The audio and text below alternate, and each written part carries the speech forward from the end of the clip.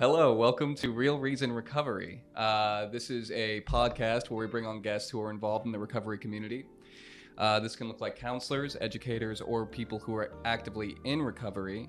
Today I'm joined by Dr. Elizabeth Ramsey and Mrs. Adrienne Lees. I'll have them introduce themselves and then we'll get right into it, starting with Dr. Ramsey. So, I'm Dr. Elizabeth Ramsey, and I'm Associate Professor in Human Ecology here at Tennessee Tech, and I'm also the Assistant Director of the Center for Addiction Prevention and Support, and I'm a certified family life educator.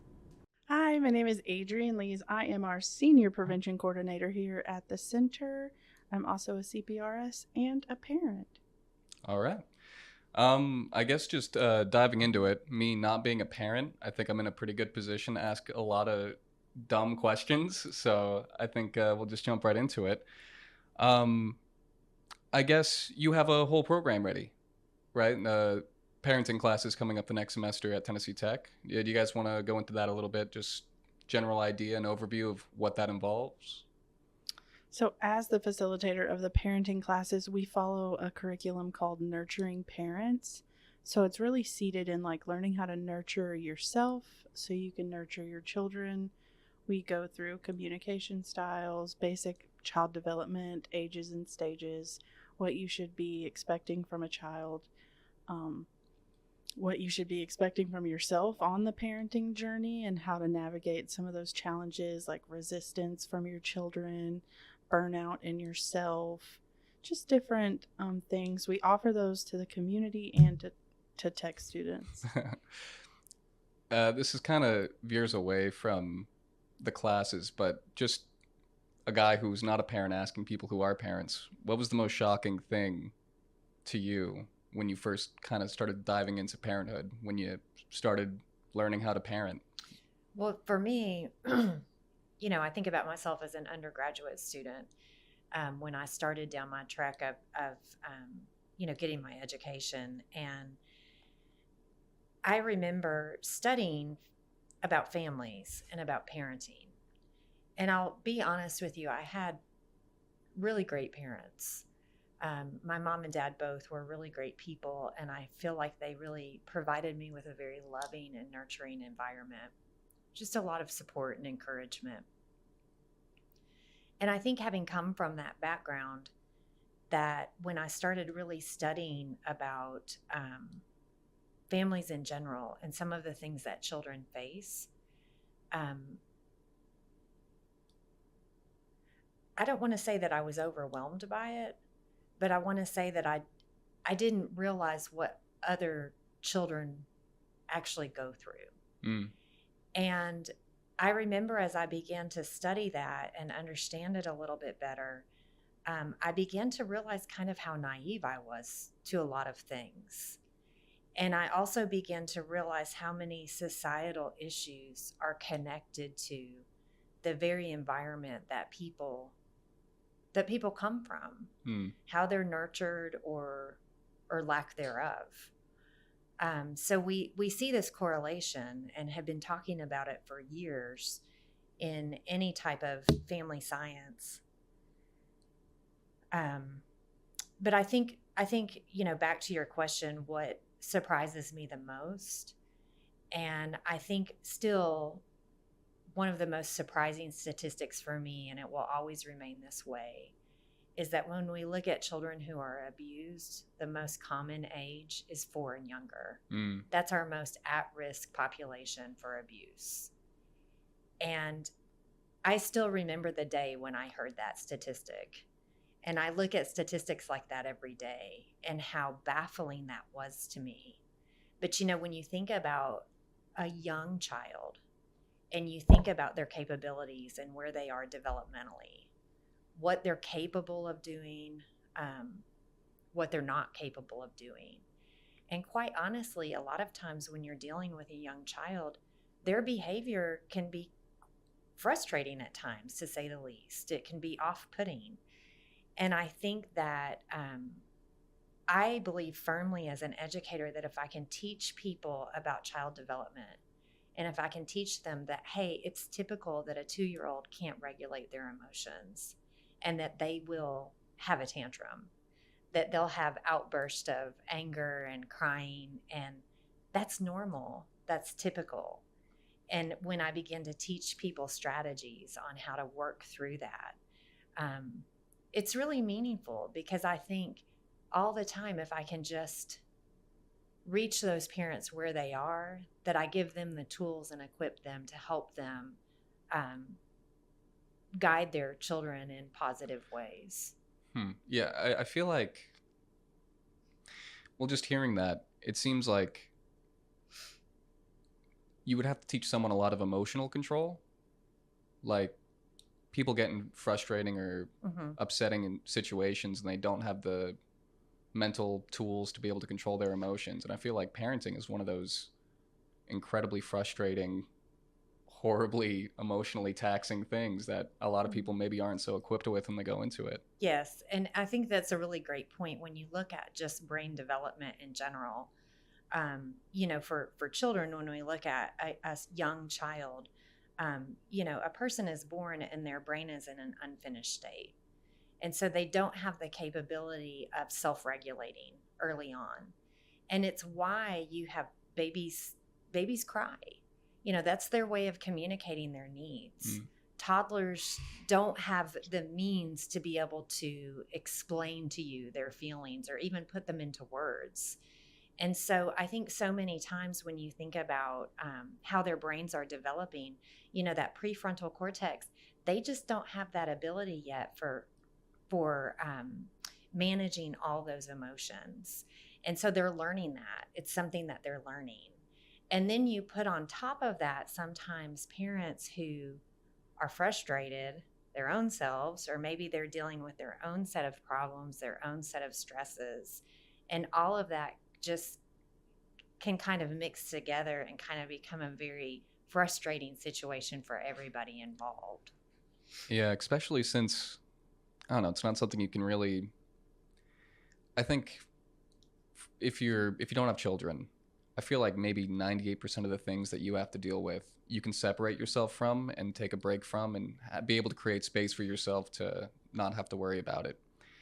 I mean, if you're a parent, you might have a partner to be able to tag team some of this, but if you're a single parent, it gets to the point where there was no removal from, a stressor. And me trying to put myself into the shoes of someone dealing with stuff like that, not being able to separate myself from something that's, causing me to emotionally suffer, or, put me in situations where I don't feel comfortable. It's Yeah, you're making a great point. Single parents, I feel like they're heroes. Parenting solo, they need support, and they need support systems to come along beside of them. And friendships, meaningful relationships, to where they can get the support that they need. Yeah. But even if you have a good partner and you're well supported, maybe you're not financially stable, maybe your child came into your life at an unexpected time. That happens quite frequently to people who just are going along in the world, and suddenly they're tasked with growing a new human, and then also raising that human. And there's just so many outside barriers. I had my son when I was 21. He was a very surprise blessing to us, but I had never thought about, what do you do with a child when you're working? How do you afford to put the child somewhere safe so you can work? There's just so many different barriers. I think you see those parents in Walmart or like Kroger, anywhere, and they're just absolutely on the brink. And people love to jump in and be like, oh, if I was that mother, I would be different. But when you put yourself in that mother's shoes, she's probably got $50 to buy a week's worth of food. The child is grumpy and fussy, and there's just all these outside barriers. It does take a lot of emotional regulation to stay calm and collected in these like heightened situations. But parenting comes with all these multifaceted experiences that you just can't predict. Right. Well, I mean, you're bringing up a whole human with its own set of, tendencies and emotional responses, and that that alone is enough to drive anyone up the wall when it comes to emotional regulation. So yeah. Part of the reason I ended up in where I'm at now, I have an undergrad in human development and family sciences, and then I'm working on my master's in social work. I had my son at 21. I had been in the culinary industry my entire adult life. And when I had him, I didn't know brain development. I didn't know that 2-year-olds can't regulate themselves. As silly as that sounds, I just thought, oh, well, I put him in timeout. Why is he still crying? I told him, be quiet, right? I explained why he was in trouble, and he just... I told you not to pour the goldfish on the ground. You did it. What were you thinking? And I was so confused. And then the day I dropped him off for preschool, I was standing in line with all these other moms, and it just clicked. I wasn't the only one that didn't know what we were doing. We all had no idea. It was just a whole group of us standing there like, did you put socks on your kid? Did they have a hoodie in their backpack? What are you doing? What did you pack for snack? And I realized that if you don't have parenting education, parenting is just, it's like the Loch Ness monster. There's so many things that go on in their brains that we can't see and we don't understand. And man, it is. It's really challenging, and I'm really glad you brought that point up. I think, you started talking about your background, and, I'd like to visit mine for just a minute, because I think one of the things that interests me and how I got to where I am, especially here at the Center for Addiction Prevention and Support, is I had just gotten very interested in infants born with neonatal abstinence syndrome. And those are the infants born addicted to drugs. Their mothers have used, and they've been exposed to substances in utero, and they're born and they're literally in a state of withdrawal. And because they're no longer, getting those drugs that supply from their mom anymore once they're born. And there's a couple of points I want to make here while I do this. And the first point that I want to make is that parents love their children. Mothers love their babies. I think when I started down the road, and I'll just be totally honest, I think when I started learning about these babies and being around these babies, that I had sort of a sense of, why would any mother do that? I just couldn't understand it. And I think that as I started to dive into the literature, I started to read about people's lives and understand how they got from point A to point B. I began to realize that nobody ever sets out and says, oh, I think I'll abuse drugs and get pregnant. Yeah. That's not anybody's plan. That's not anybody's life goal. And it happened. And I think that I started to realize that there's a history to this, that I started looking for the why. Why did this woman end up where she is? And as much as I wanted to help those babies, and that's what I set out to do, it is why I am where I am today, because I held a baby who had NAS. And he shook in my arms. He tremored. He was having withdrawals. He was ash in color. He was frequently spitting up. He had a very immature digestive system, which is something that you see a lot. And I remember just holding him and thinking, I have to do something. I have to do something to help these babies. But you know what I realized is that, yes, for me to help these babies, what I have to do is help their moms. I have to help their moms. I have to help their dads. Because when I can do that, I can really make a difference.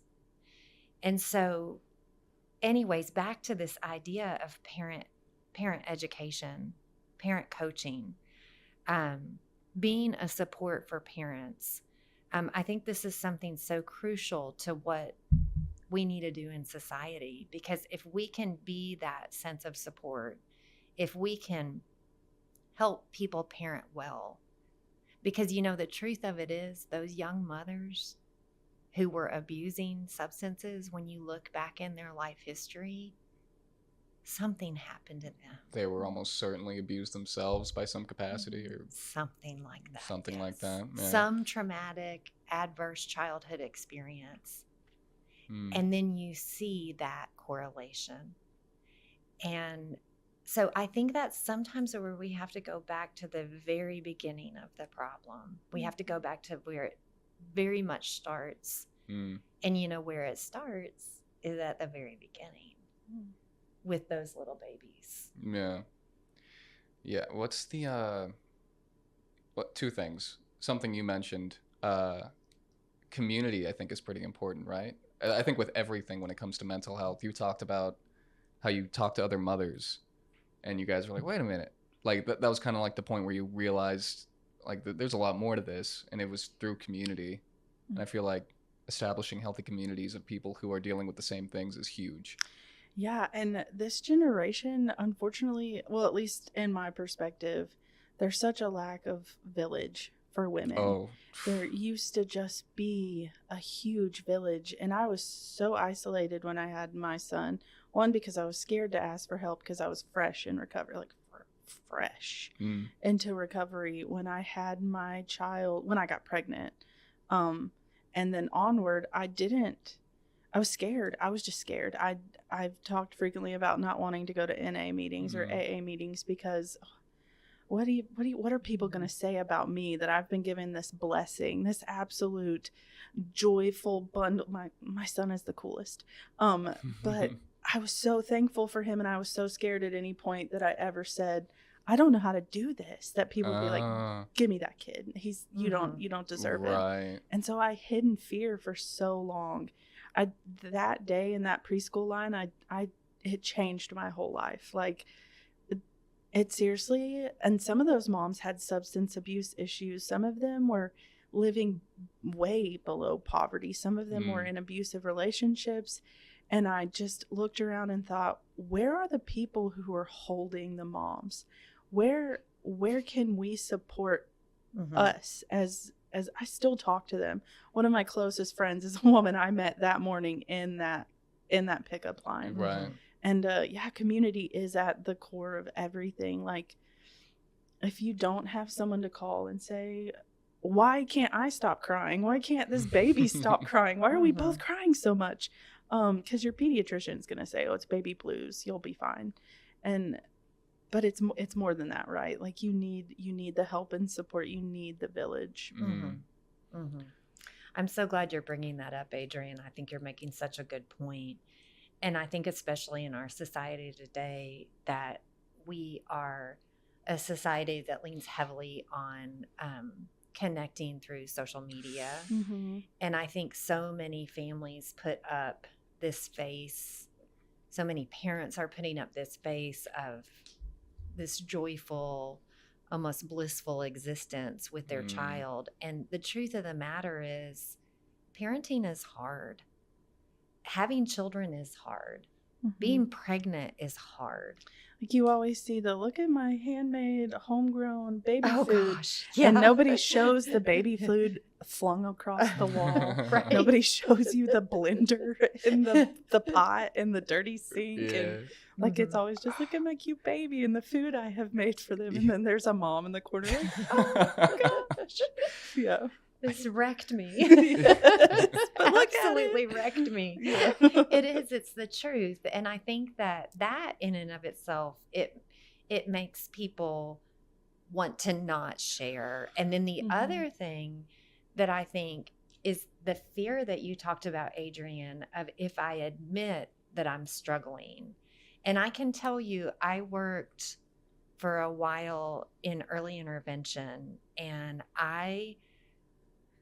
any baby that was born with a diagnosis of NAS, they call in early intervention. You get a developmental assessment. You will get an early interventionalist that works with you. It's a wonderful program.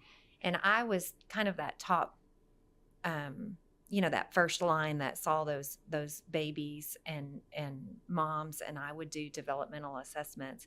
And I'm telling you, at least every week, if not twice a week. And I only did this part-time. It was while I was working on, I think it was when I was working on my PhD, I was doing these home visits. And I would go into these homes and women were scared of me. I was there to help.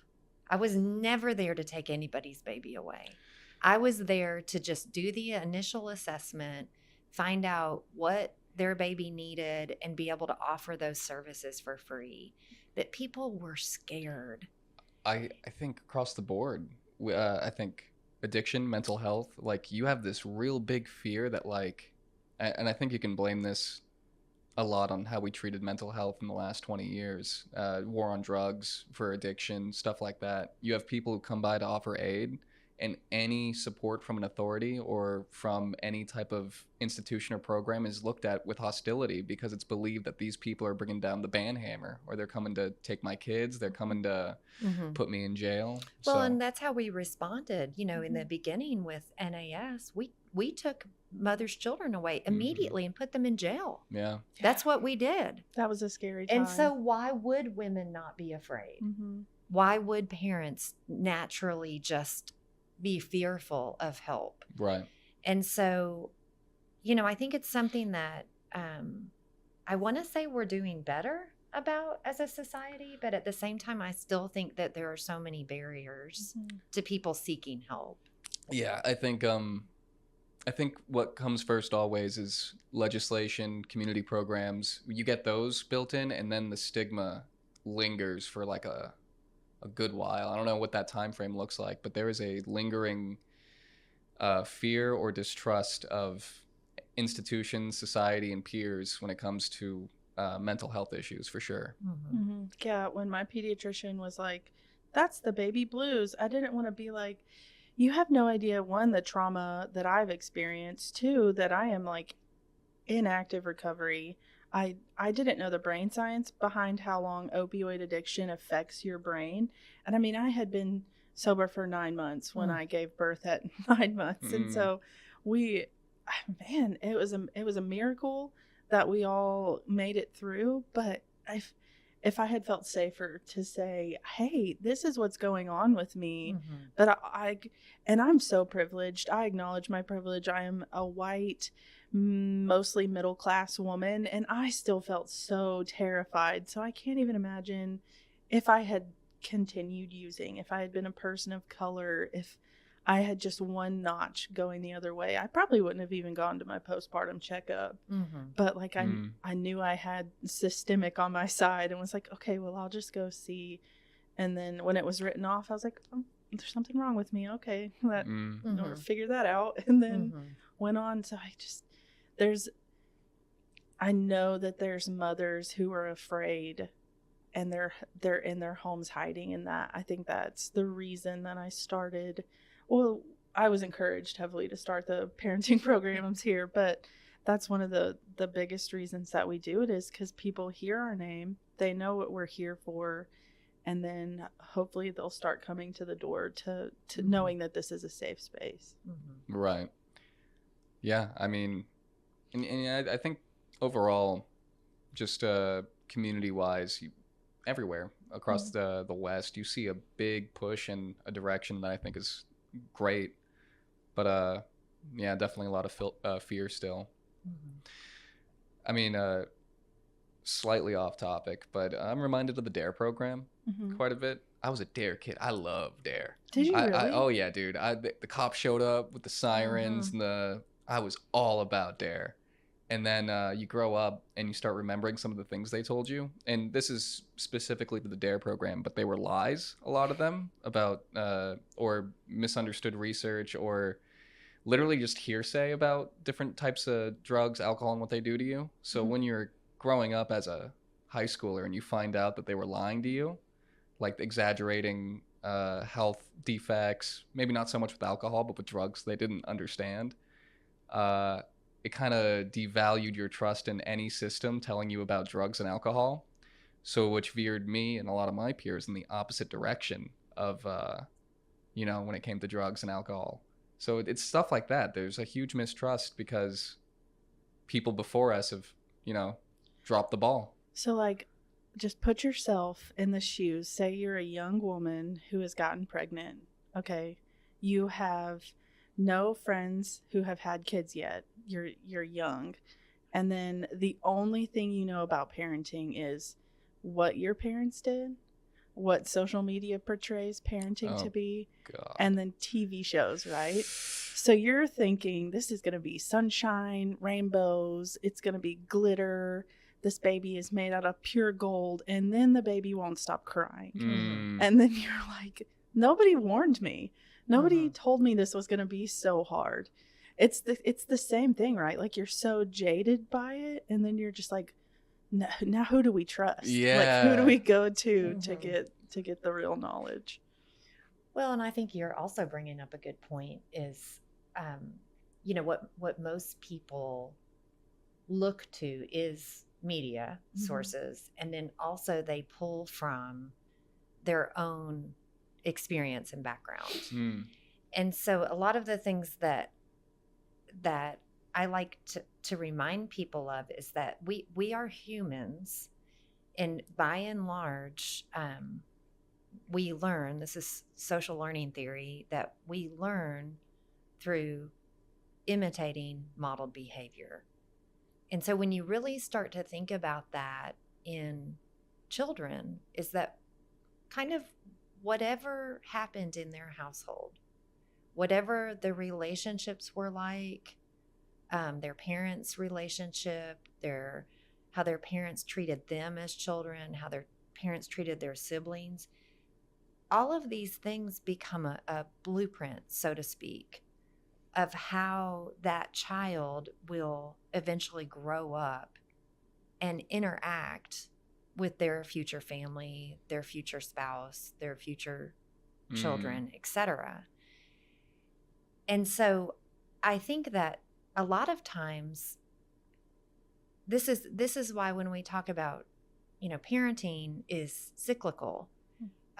It's generational, meaning how you were parented, you parent.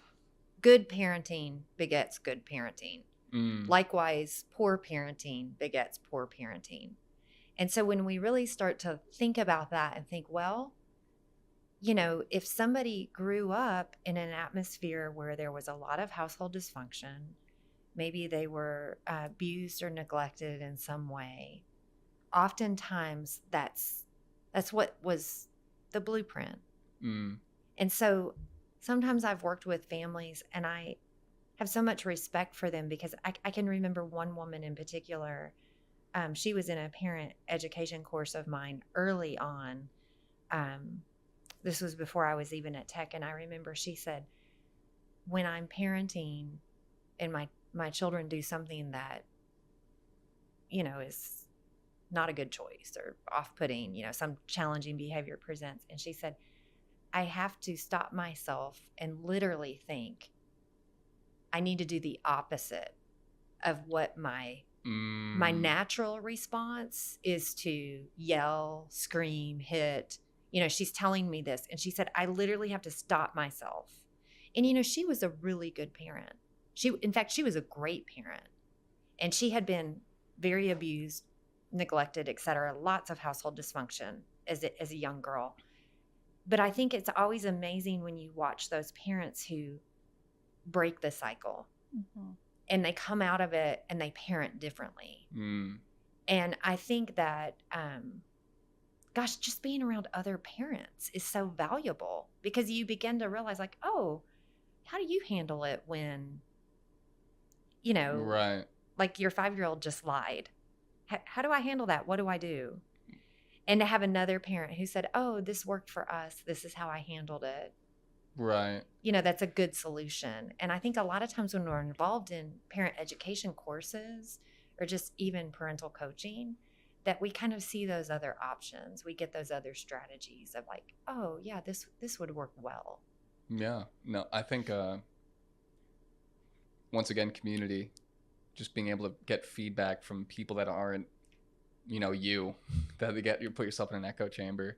But also something you said there, just the stopping and doing the opposite of whatever I think I was about to do. Mm-hmm. Just that screams awareness to me, that being present with Mm-hmm. yourself when you're not on autopilot. You're I don't know, maneuvering through your day with purpose, I guess. And I think that needs to be paramount if you're dealing with a child, I imagine. Like for me, because I needed those skills for different reasons, and I could lose a couple battles. When another person's life is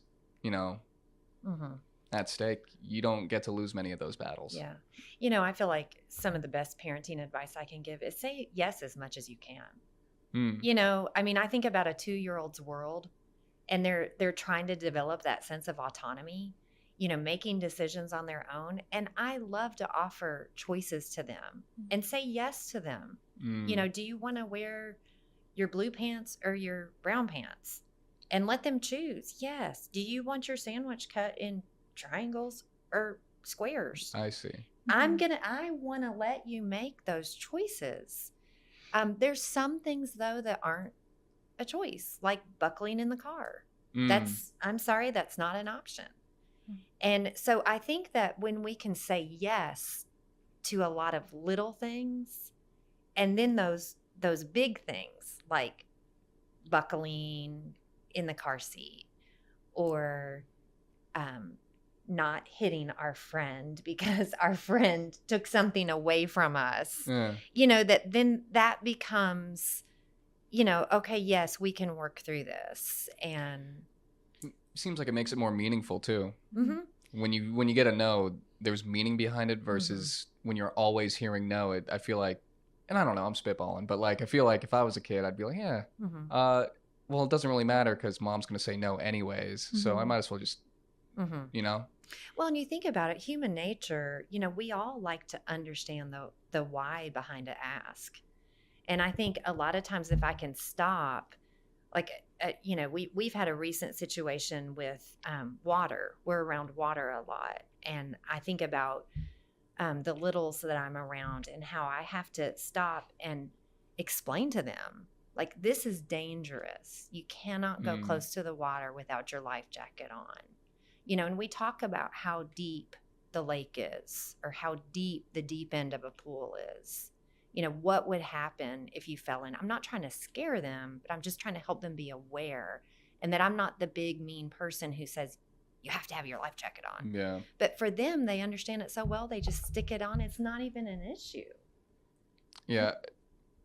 Kind of off topic, but it reminds me of how, parents would make up fables or stories to keep children away from dangerous areas in their community, or, make up stories about things that would be dangerous to them if they, didn't take baths or stuff. Like a monster would come out and, Yeah, no, I don't suggest any of that. I definitely think we have to be honest. Yeah. And we have to explain things. It's the difference between a natural consequence, logical consequence, that there's consequences to our behavior and to any human behavior. And so to help children understand, those natural and logical consequences. Yeah. And it's not a big bad boogeyman, but it's, things. Oh, for sure. That we have to watch out for. And I completely agree. Go ahead. I was just going to say, it's easy. If that's not how you currently parent, it is so easy to switch to parenting like that. I was so authoritarian when my youngest was little. And then it was like one day I just realized, for what? What am I doing this for? Why am I giving you all these rules? You have no idea what they mean. They don't matter to you. You are angry at me. I'm angry at you. Why are we doing this? And so now we're both so logical about everything we do. And it makes it, when things like dating girls or hanging out with friends who are bad influences, or can I play this video game versus that video game? I have worked so hard to build that trust that now when the things matter more, right? Like red blue plants, that's not earth shattering, but you being exposed to something on this video game, that can alter the trajectory of your life. Mm-hmm. But they're so much more willing to accept it from me now when I'm like, listen, this is how we've always done it. I'm going to give you the logical information about what I know about brain science in this video game. And it just helps, right? Like Yeah. once you build that trust, because parenting, people like to say baby years are the hardest, but it just gets harder. Mm-hmm. Like the problems get more Adult. It's a different kind of hard. You know, when you think about those baby years, you think about it's physically taxing. Mm-hmm. And then as they begin to grow, it's more of almost like a mental taxing. It's you're having to think about how to solve problems and solutions and talk to them. Yeah. Adrienne, I'm really glad that you brought up authoritarian parenting, and I want to talk about that for just a minute. Because I think it's good for us to just talk about what exactly is authoritarian parenting. Mm-hmm. And basically, authoritarian are those types of parents that you see that it reminds me of, like, I say jump, you jump. Don't ask me how high, just jump. Mm-hmm. It's just obey. A lot of times we see very harsh punishment, a lot of control, a lot of, maybe degrading, yelling, abusive type behavior out of parents, and not a whole lot of guidance, not a whole lot of setting them up for success. One of the best examples I like to use when I think of authoritarian parenting is those parents who, lead a 5-year-old to the buffet line and not help them at all. Just turn them loose. And then you've got a 5-year-old who goes up to the buffet line and they don't choose anything healthy. They make a big mess. They get all the ice cream they want and get it everywhere, and come back to the table with food slopped everywhere, have made a mess. And then you have an authoritarian parent who's yelling at them. Yeah. Because why did you do that? Yeah. Why would you, and it's like, well, they're 5. They need some help. Yeah.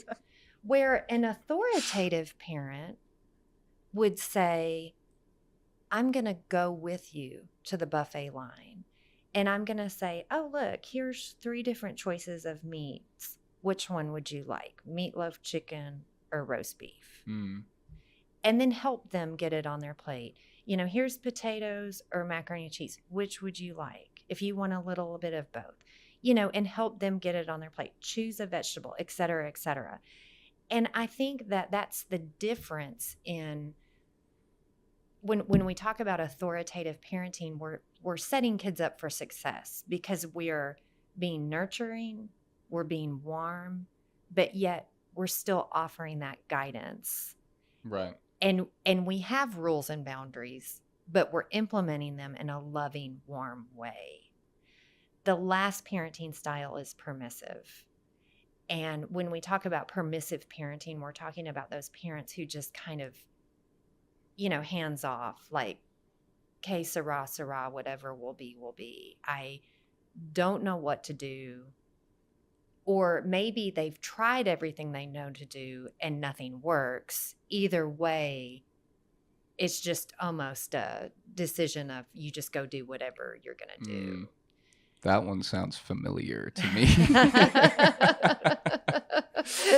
Interesting stuff. Yeah. So authoritative parenting is really what we prefer from a research standpoint. It is, we see children do better with authoritative parenting, with some rules, boundaries, but implemented in loving, kind ways. And I think that goes back to Adrienne's point of explaining, why do we do what we do? And I think we have to think about ourselves. And if you've ever worked for somebody as an adult and you have that person who just barks orders at you versus that person who says, hey, can we try it this way? Have you ever thought about it? I think this would be helpful, and explains to you. Yeah. do you want to do the thing for the person who told you the why versus the person who just yelled at you? Right. Mhm. I personally like an authoritative leader. I want to know why. Right. It helps me, and I'm a grown adult. So you think about children being able to understand it. Well, I think Right. about your boating example, and like if you hadn't explained the dangers of water Mm-hmm. and you just said no, as soon as you turn around, that kid is going to be in the water Right. because they don't know. They don't know it's dangerous. Yeah. They just think this is fun. Mm-hmm. Well, we're here having Yeah, fun. jump in. I'm going to jump on in. But if you take the time to be like, this is detrimental, please listen to, well, you don't say detrimental to a 5-year-old, but Mm-hmm. Dangerous. It's dangerous. Watch out. Danger. They listen. Mm-hmm. Mm-hmm. Yeah, you guys, can people who are not parents sign up for this parenting class? Yes. Do you need parenting classes? I think I might check one of those out. Yes. I'm not expecting anything, but I mean, good to know. It is. And I think sometimes sometimes we learn a lot about ourselves. Mm-hmm. And even if you're not a parent, to think about how you were parented. Yes. I think it can be very helpful to just even understanding yourself. Mm. So it's very eye-opening. And it's interesting because I've always said that when I teach any type of parenting class or child development course, I feel like it's prevention work. Certainly. Because people are learning about what's appropriate, what's loving, what makes a lasting difference for a child. And I mean, when we really get down to the nitty-gritty of this and we begin to think about adverse childhood experiences, and there's 10. Oh, yeah. ACEs. Yep. Yeah. Abuse, neglect, and household dysfunction.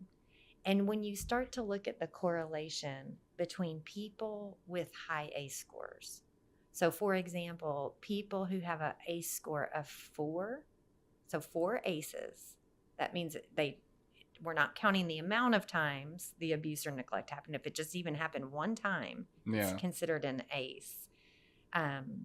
So say they were physically abused once, that counts as an ACE. But for people with a high ACE score of 4, an ACE score of 4, they're twice as likely to be smokers and 7 times more likely to be an alcoholic. I took that test recently. Yeah. 7. Yeah. And yeah. Thanks for sharing that. Yeah, it had a lot of cool guides, and kind of, But I think what I want to say about that, when people do take that ACE score and they start thinking, oh my gosh, there's all these negative health correlations, like health outcomes, behavioral outcomes, all the things. What I always want to remind people of is that knowing your ACE score, it's a fact. It's not your fate. Yeah. Mm-hmm. So when you look at all those correlations, you know what? It's good to know it, and it's empowering because we can know, hey, here's a risk. I'm at risk for this. Right. But I can do something about it. Yeah, I think it's like there's like a displeasure or a pain in finding out about something, like statistics about what kind of behaviors you're likely to engage with it. But what's way less painful is being able to work with that information, and reduce that pain. So there's always that shock. But what's predictable is preventable. Yeah, and exactly. So it helps us know, like, okay, yeah, if we know that's, more likely, well, we can do something about it. Right. Yeah. I mean, I think that just ties in with awareness too. Just being able to understand yourself and others a lot more. It allows you to just operate completely differently in ways that you never thought were possible as an adult. Mm-hmm. And for people in recovery, it doesn't excuse the things that you've done in the past, but it can help ease some of that, like shame and guilt. Huge. Because you can say, okay, well, it wasn't just that I was a bad person. It was that I had all of these experiences. They should teach ACEs in like preschool. Mhm. Day one. Mhm. Like, well, maybe not preschool, but like Yeah. middle school, right? We should all learn. Mhm. I mean, to caveat off that, I think just a larger mental health presence in schools at an Yeah. earlier time, like middle school, because you have counselors and you do, like, I'm talking classes about emotional regulation, mental awareness, Well, something and along Garrett, those I lines. taught all of that when I was in the school system. Really? I taught social health in middle school. And, that's a whole nother issue at hand. Our society, we have such a huge emphasis on education, which is a great thing. And believe me, I am so for education. But we focus on the gen eds, which math, reading, science, writing, um, just your basic English, those basic topics, which are great, and we need that. And so many times, and I'm a huge advocate for social health education in public school. But what happens is those programs aren't funded. If they are funded, they're the programs that oftentimes get cut. When I was in the school system, I implemented that for free.